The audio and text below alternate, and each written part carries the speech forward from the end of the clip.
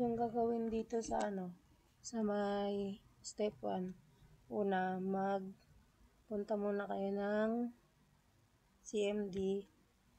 Tapos, type nyo CD. Tapos, kung ano yung file location ng server. Kunwari, ito. Punta kayo sa may this PC. Tapos, dito sa may program files. Tapos, hanapin mo yung may SQL. May SQL. Tapos, itong server. Kung naka-server kaya ito. Tapos, itong bin.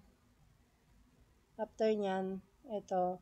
Punta kayo dito sa may parang file location. Copy-paste nyo yan. Tapos, lagay nyo dito. Tapos, enter nyo lang yan. Diba ito? May script na kayo, diba? Gagawin nyo, punta kayo dito sa save script as, kunwari yan. Lagay nyo lang Manzanik. Punta kayo dun sa file manager. Tapos, itong ginawa nyo na original, mag-duplicate kayo ng isa. Tapos kung anong pangalan ng Manzanik nyo. Tapos, lagyan nyo ng backup sa dulo. I-copy-paste nyo lang din tong file location. Copy-paste nyo yung file location. Tapos, diba dito may nakalagay na ganito.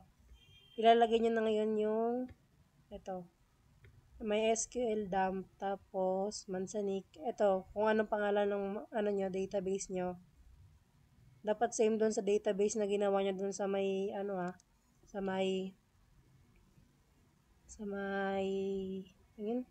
SQL. Dapat same yung name niya, same din yung tas yan. May SQL dump, tas user, tapos yung file location nung ginawa nyong backup na SQL. Yan. Copy nyo lang yan. Tapos, paste nyo dito. Yan. Tapos, enter nyo. Password ko is... Diba ito, yung una nyo nilagay dito. Yung una nang nilagay dito. Copy-paste nyo, tapos simula CD hanggang dito. Lagay nyo sa notepad. Yan, ito na yan.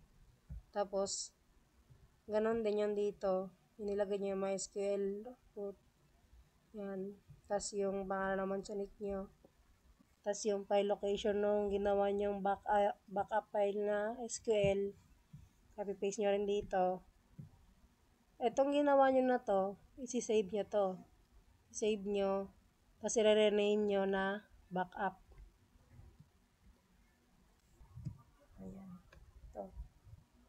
Diba ito yung kinabi nyo kanina. Tapos gagawin nyo dyan. Control, Shift, tsaka S. Yan. Napupunta kayo dyan. Ito. Rename nyo lang siya. Backup. Back. Tapos ito. Save as nyo. Ulitin nyo na all files. Let's save. Tapos yan. Ayan. Meron na kayong backup file.